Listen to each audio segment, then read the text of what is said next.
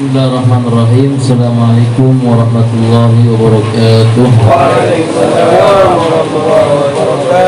Alhamdulillahi rabbil alamin wa bihi nasta'in ala umuri dunya waddin wa ala alihi wa ashabihi ajma'in.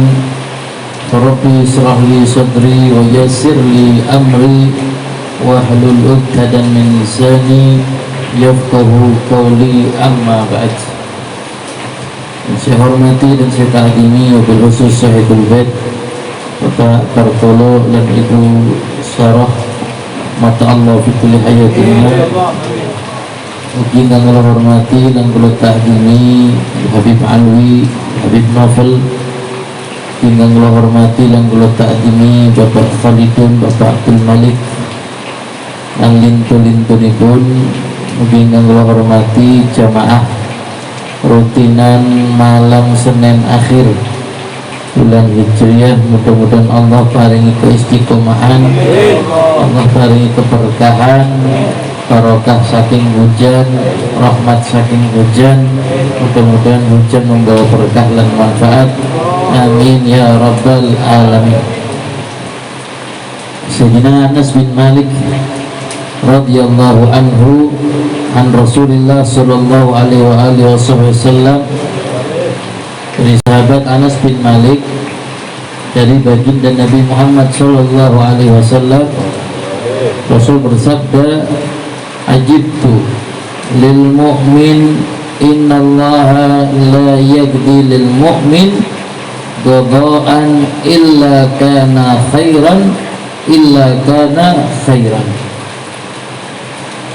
Baginda Nabi Muhammad sallallahu alaihi wasallam beliau dawuh, ajibtu lil mu'min, katanya Rasul, aku takjub sama seseorang mukmin. Aku takjub, aku kagum, aku takjub kepada seorang mukmin, kata Nabi Muhammad sallallahu alaihi wasallam. Innallaha la yaqdi lil mu'min. Apa yang Nabi Muhammad takjubkan? Karena sesungguhnya Allah la yaqdi lil mu'min, tidak menakdirkan sesuatu untuk orang yang beriman illa kana khairan, kecuali takdir yang diberikan oleh Allah kepada orang yang beriman itu adalah yang terbaik untuknya. Diulangi lagi, yang terbaik untuknya. Ajibtu lil mu'min innallaha la yaqdi lil mu'min qada'an illa kana khairan. Diulang dua kali. Artinya apa? Segala takdir yang diberikan oleh Allah, ketentuan yang diberikan oleh Allah, terkhusus ketentuan itu dari Allah untuk orang yang beriman, ketentuan itu pasti yang terbaik untuk kita. Tapi orang mukmin loh ya. Makanya kata Nabi, ajibtu lil mu'mini, aku kagum kepada orang mukmin, takjub pada orang mukmin, karena sesungguhnya apa yang Allah tetapkan, apa yang Allah takdirkan kepada orang mukmin itu adalah yang terbaik yang dipilih oleh Allah Subhanahu wa taala. Ya. Akan tetapi ya, sayangnya daripada kita ini nggak meyakini bahwa kalau takdir apapun yang diberikan oleh Allah kepada kita itu yang terbaik, sehingga kita kadang nyangka takdirnya orang apik. Enggak, yang bukan baik, yang nggak baik itu bukan takdirnya, tapi kitanya yang nggak baik karena menerima takdir dari Allah Subhanahu wa taala. Oke, kalau kita katakan Allah itu menakdirkan kejelekan kepada kita, toh kita katakan begitu, ada apa di balik Allah menakdirkan kejelekan dari kita? Misal Allah takdirkan, mungkin Allah takdirkan kita sebagai orang yang fakir, orang yang fakir. Mungkin untuk kita itu jelek kan? Ya, karena kejelekan itu untuk kita, kejelekan itu dari kita. Ya, Allah nggak menurunkan kejelekan, enggak. Takdir yang dari Allah itu yang terbaik. Yang menganggap takdir Allah itu jelek karena kitanya, bukan takdirnya. Oke, kalau kita katakan Allah memberikan kejelekan kepada kita, apa sih? Kenapa Allah berikan kita melarat, miskin, kenapa Allah takdirkan maaf sampai kita ini nggak ada, belum punya keturunan misal, kenapa Allah takdirkan kita udah lama belum nikah jomblo, kenapa Allah takdirkan kita hidupnya susah nyari kerja, selalu jatuh segala macam. Itu kan semua ketentuan dari Allah. Oke, kita katakan itu kejelekan, itu kejelekan. Kenapa Allah menakdirkan kita kejelekan? Jawabannya yang pertama, likai ta'rif, ya, agar kita tahu bahwa adanya kebaikan yang kita kenal, agar kita tahu bahwa adanya kebaikan yang kita kenal. Maksudnya apa? Ketika kita menganggap itu sebuah kejelekan, berarti kita kenal dong adanya kebaikan. Kita bisa tahu itu jelek berarti karena kita tahu ada yang baik. Allah kasih kejelekan, toh katakan takdir dari Allah jelek untuk kita, itu diantaranya agar kita tahu bahwa adanya kebaikan. Paham nggak? Kita nggak mungkin katakan itu jelek kalau kita nggak tahu kebaikan.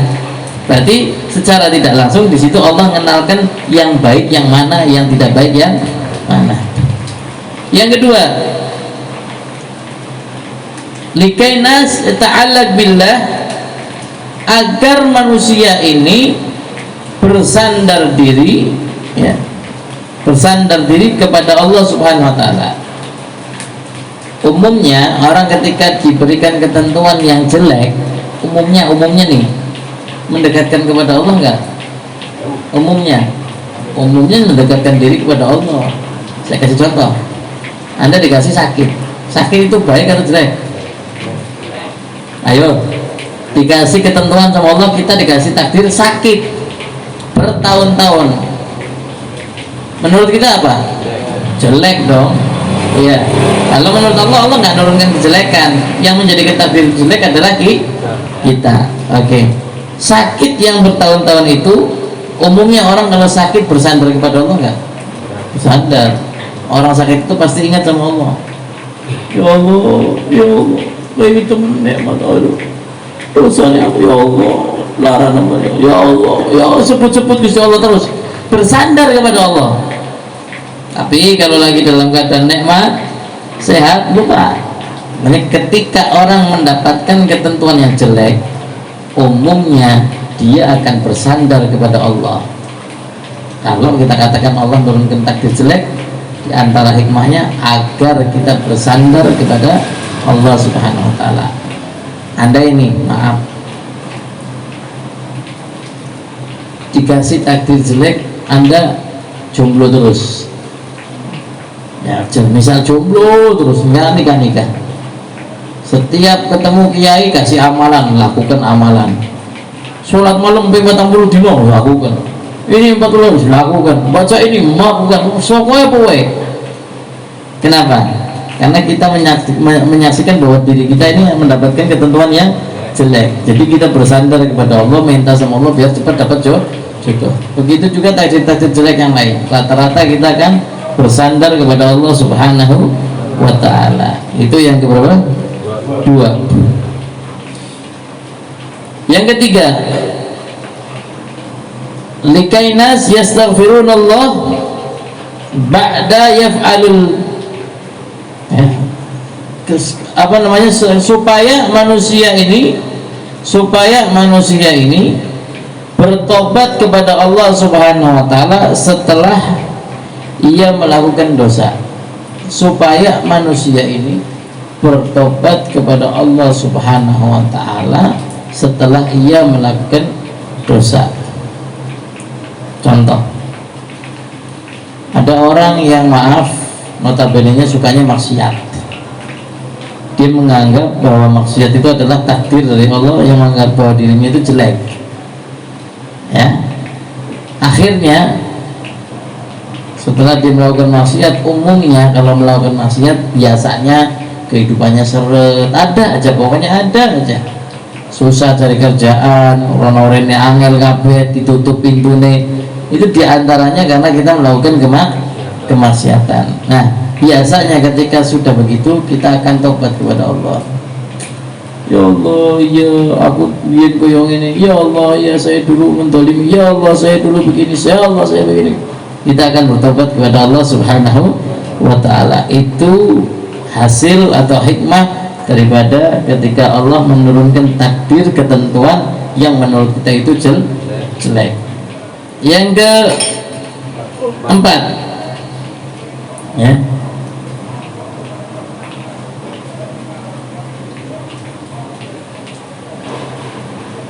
Yang keempat,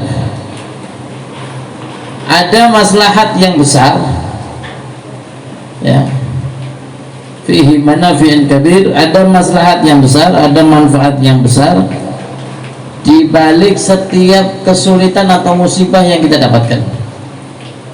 Ada maslahat yang besar di balik kesulitan atau musibah yang kita dapatkan. Terkadang maaf kita mengira ketika takdir kita jelek, Allah kok tega nemen yo. Urip koyo ngene wis kena musibah, ketimpa musibah meneh. Oh, udah kayak gini udah diuji terus, misal kayak gitu. Ini untuk apa sih? Untuk Allah menguatkan keimanan kita kepada Allah Subhanahu wa Ta'ala. Di sini ada nilai iman yang akan dinilai oleh Allah Subhanahu wa Ta'ala. Artinya apa?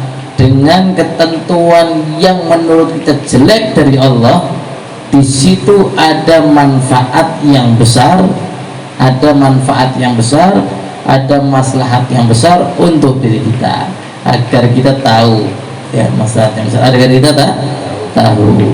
Oh iya, oh begini ternyata kenapa saya dikasih fakir. Iya ya, kalau saya dikasih sugih mungkin saya hidupnya nggak manfaat, mungkin saya ibadahnya nggak taat, mungkin saya kurang, mungkin saya nggak istiqomah, makanya Allah kasih saya melarat. Coba kayak kasih suki, mungkin saya larinya ke sirandu, mungkin larinya ke nomor, mungkin begitulah. Ya, itu namanya maslahat adimah. Ada maslahat, ada manfaat yang agung, yang besar di balik ketentuan yang menurut kita jelek yang diberikan oleh Allah untuk kita. Yang kelima, ya, akan adanya orang berlindung kepada Allah dan berzikir kepada Allah dan berdoa kepada Allah. Dengan diberikannya ketentuan yang jelek, orang itu akan berlindung kepada Allah, akan berzikir kepada Allah, akan berdoa kepada Allah, ya. Perlu kita pahami, jelek menurut kita bisa jadi itu baik untuk kita. Sebagaimana Allah Subhanahu wa Ta'ala berfirman, kutiba alaikumul qital wa huwa kurhun lakum wa asa an takrahu syai'an wa huwa khairun lakum wa asa an tuhibbu syai'an wa huwa syarrun lakum wallahu ya'lamu wa antum la ta'lamun. Kata Allah Subhanahu wa Ta'ala, jelek, yang namanya jelek itu bisa jadi baik untuk kita. Kejelekan itu kejelekan, tapi bisa jadi itu baik untuk kita.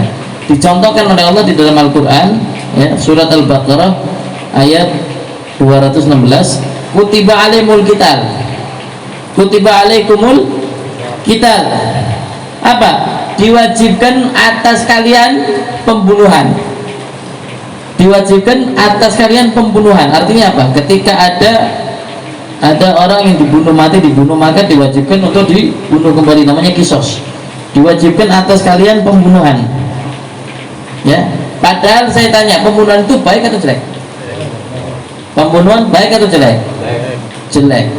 Pembunuhan jelek. Tapi di dalam kejelekan itu ternyata baik untuk kita. Contohnya ayat tadi, diwajibkan atas kalian pembunuhan. Kok bisa pembunuhan diwajibkan?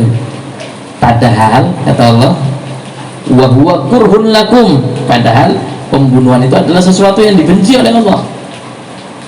Tapi kok diperintahkan? Ada apa?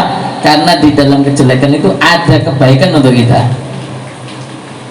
Lanjut ayatnya, wa huwa asa an takrahu syai'an wa huwa khairun lakum. Boleh jadi kamu membenci pembunuhan, boleh jadi kamu membenci sesuatu, tapi ternyata itu lebih baik untuk, atau itu baik untuk kamu. Dan boleh jadi kata Allah Subhanahu wa taala, wa asa an tuhibbu syai'an, engkau menyukai sesuatu tapi ternyata yang kau suka itu buruk untuk kamu. Makanya Allah Maha mengetahui dan kalian tidak mengetahui. Maksudnya bagaimana ayat tersebut? Ini loh, setiap perkara yang diberikan oleh Allah kepada kita, Allah paham betul, Allah ngerti betul. Kejelekan tuh pembunuhan, tapi ada kebaikan di dalamnya. Motong tangan jelek atau buruk? Motong tangan jelek atau buruk? Jelek. Nyambuk orang jelek atau buruk? Jelek. Ngelemparin batu sampai mati jelek atau buruk? Jelek. Tapi di dalam kejelekan ada kebaikan. Apa? Ada efek jerak di situ. Ketika dihukum dengan potong tangan, orang nggak akan berani mencuri. Ketika dihukum cambuk, orang akan mikir-mikir untuk melakukan zina atau mabok. Kenapa? Karena hukumannya cambuk. Ketika dirajam, lemparin batu sampai mati, orang akan mikir, kalau sudah bersuami istri nggak mungkin zina. Kenapa? Takut dilemparin batu. Itu semuanya jelek. Loh, ngelempar batu ke manusia masa bagus sih? Nyambuk orang masa bagus sih? Bunuh orang masa bagus sih? Motong tangannya orang masa bagus? Kan itu semuanya nggak bagus. Bagus nggak itu? Kejelekan atau keburukan? Kejelekan atau kebaikan? Kejelekan. Tapi di dalam kejelekan ada kebaikan untuk Anda. Nah, ya? Pembunuhan jelek, tapi dengan pembunuhan orang yang dibunuh terus wajib dibunuh, kisos, orang akan takut untuk membunuh. Jadi begitu. Ala kulli hal, al khair wasyarr fi apa di dalam Suratul Hadid.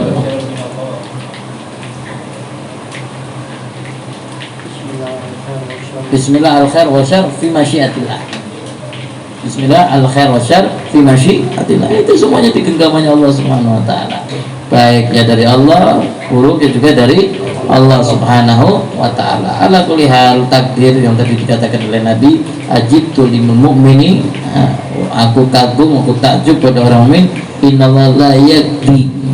Allah tidak menurunkan takdir melainkan kepada orang mukmin kecuali takdir itu yang terbaik untuk dirinya. Sekalipun itu kematian. Waduh, sayang-sayangnya kalau bojone meninggal. Oh, di dalam meninggalnya istri ada kebaikan.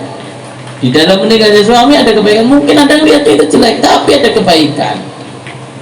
Apa ada kebaikan? Ya mungkin dengan meninggalnya istri, mungkin istri yang ini nggak baik, akhirnya Anda dapat istri yang solehah. Dalam meninggalnya suami, mungkin suami ini nggak baik, Anda akan dapat jodoh suami yang soleh, yang mana setiap doa kan kita doa, ya Allah ingin dapat pasangan yang soleh, ingin dapat pasangan yang soleh, nggak taunya dapat pasangannya nggak soleh, nggak soleha, iya kan? Oh, ini doanya kok nggak dijawab sama Allah? Nanti dulu, ini hidup masih jalan. Barangkali tiba-tiba di pertengahan jalan dicabut salah satunya, diganti sama Allah. Oh, kamu kan dulu pernah minta jodoh yang soleh, ini tak ganti yang soleh. Itu ya. Jadi terkesan di sini jelek, tapi di dalamnya ada kebaikan. Tinggal kita husnudzon kepada Allah Subhanahu wa taala. Jadi dikasih fakir, ya mungkin kalau kaya kita nggak kenal orang. Dikasih kaya, kenapa kita nggak dikasih miskin? Ya mungkin kalau kita miskin nggak akan kuat, akhirnya bisa menjadi kafir, kita akan kufur dengan nikmat. Makanya dikasih kaya. Dikasih segalanya mudah, karena Allah tahu kalau kita dikasih susah Anda nggak akan mampu, makanya dikasih sesuatu yang mudah. Dikasih semuanya sulit, karena Allah tahu Anda ini kuat, makanya dikasih yang sulit. Jadi semuanya ada jawabannya sendiri. Mudah-mudahan apa yang disampaikan oleh Rasulullah SAW dalam hadisnya itu bisa menguatkan keimanan kita kepada Allah Subhanahu wa taala ketika menerima ketentuan dari Allah Subhanahu wa ta'ala. Rabbi fanfa'na bi barakatihim wa hdina al-husna bi hurmatihim wa amitna fi tariqatihim wa mu'afati min al-fitani wa ya Rabbi thabbitna 'alal haqqi wal huda wa ya Rabbi agbitna 'ala khairi millati wa sallallahu ala sayyidina Muhammad wa ala alihi wa sallam walhamdulillahi rabbil ya Rabbana tarabna bi annana